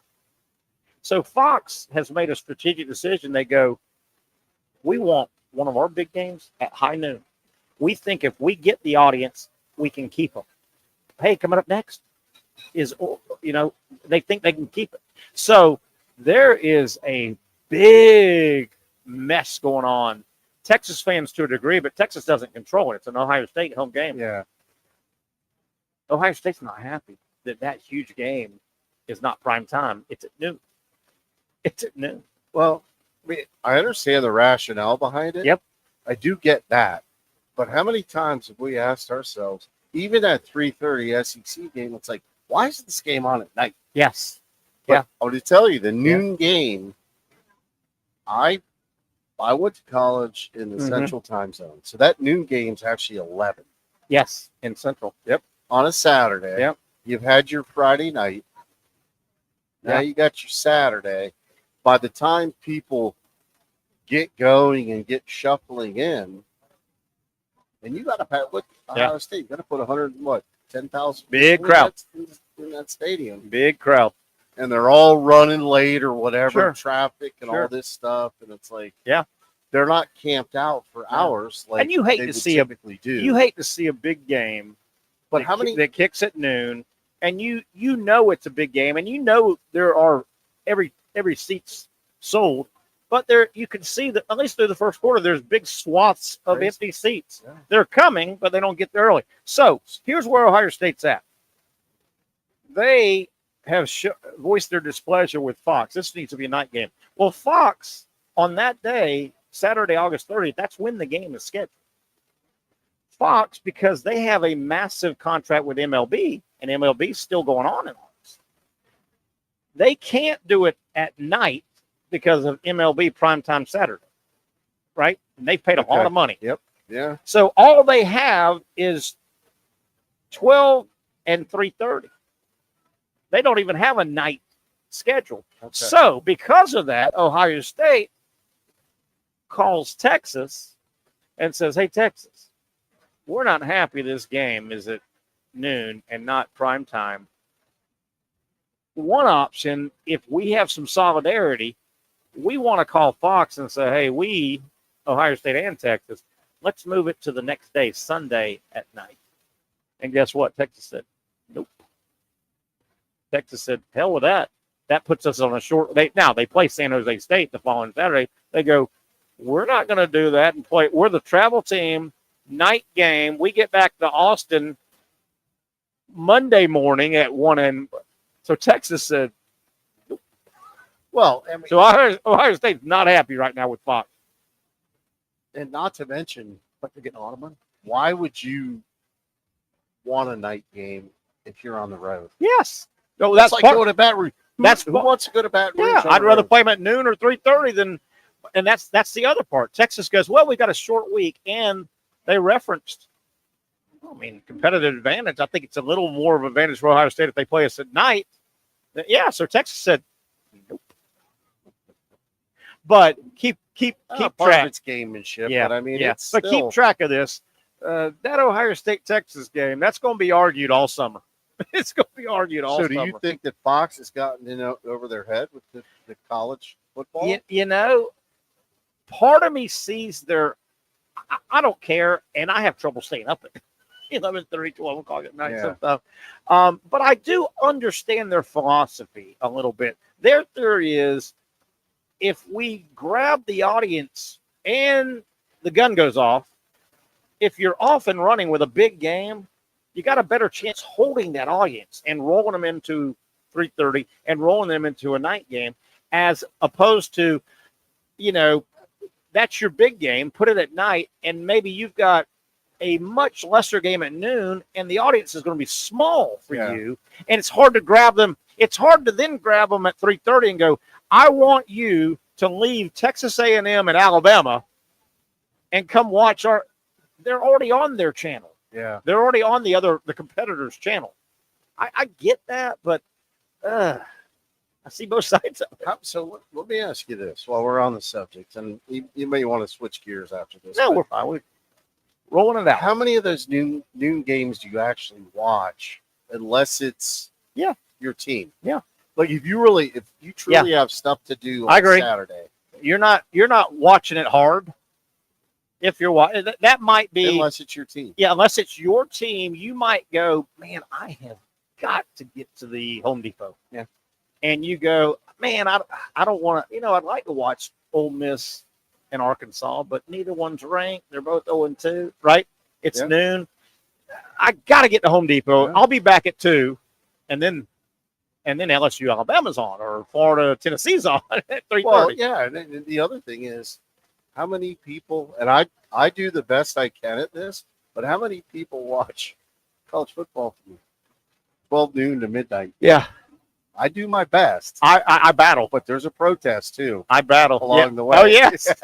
let me guess. Wearing a wedding ring, maybe? How much football are we watching? Well, it's that, getting it from the wifey for you, and can you stay up all day and night? Man, there's times I'm like, gotta go to sleep. That's the other piece. Gotta go to sleep. That's the other piece. So anyway, Ohio State, Texas. I don't know if it's totally over, but Ohio State's fighting. They are fighting with Fox, saying, come on, Fox. But you know what? I don't blame them. I mean, I can understand why. I don't. I can understand. There's why. no judgment there other than you're trying to and do what's right for and think about it. Here's Ohio State. Here's another argument for them, and I understand why they're fighting for it. Ohio State, what's Terry say all the time? It's hard to win championships. Yep. They just grinded through and won the college football national championship. Last time we saw them, they were hoisting the trophy. Ohio State beating Notre Dame. Yep. The next time we're going to see them play a real football game, Ohio State thinks that should be in prime time, not at 12:01. They break through the the I. Yep. Their first defending national champion thump your chest game will be at noon, not at 7:30 or 8 o'clock on national primetime TV. You know what? You know where? See, and I don't even know, like, if Fox has the rights to this. That would have been a perfect week 0 game. Yeah. On Labor Day Monday. Yeah. I hate the Labor Day. You get the. By the way, I hate the Labor Day night game. It's TCU and Bill Belichick. Yeah. I mean, after about. Who cares? After Aren't about you over him by now? Well, yeah, and I don't think they're going to be very good. That game's not appealing. After about the first quarter of 8 million Belichick shots and his girlfriend, wouldn't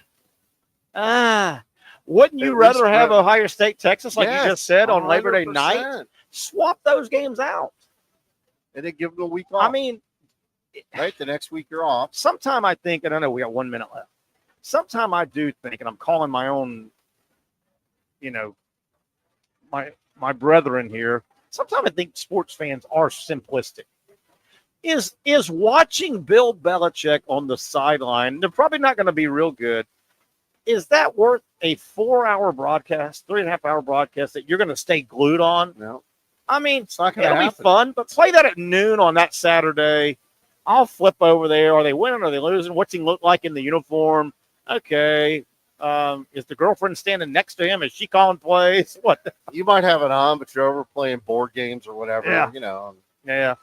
All right, and Torsia, good job again. Yes, sir. Appreciate when you give us some of your valuable time.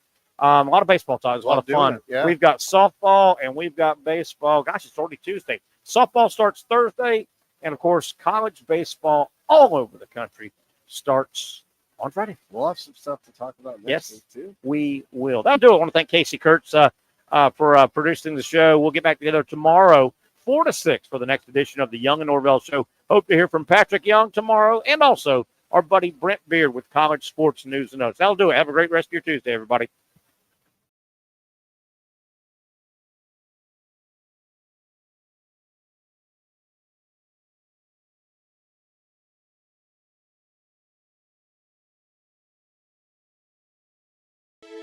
For those dealing with pain from a sports injury, arthritis, or spine condition, Southeast Orthopedic Specialists offers innovative new non-surgical options.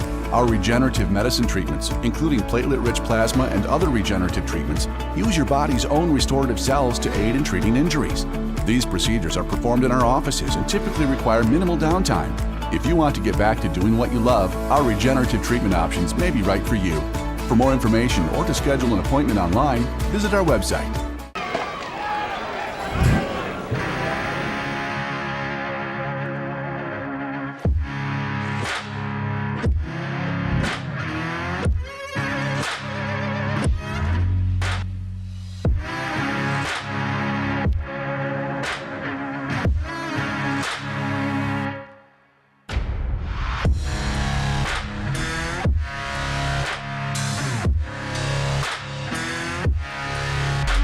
Finally, a family atmosphere, kid-friendly restaurant with a real sports bar feel. Rick's Jack's Beach features all of that and a large, climate-controlled covered patio with misting fans and heaters for all seasons. Mix in an extremely diverse menu that features the most quality and affordable steak at the beach, and there's no reason not to enjoy your next lunch, dinner, happy hour, or big sporting event at Rick's Jack's Beach, 300 2nd Street North in Jacksonville Beach. See you at Rick's Jack's Beach. You really got to hand it to him. Hold on. The previous play is under further review. I'm not sure what he could review, but okay.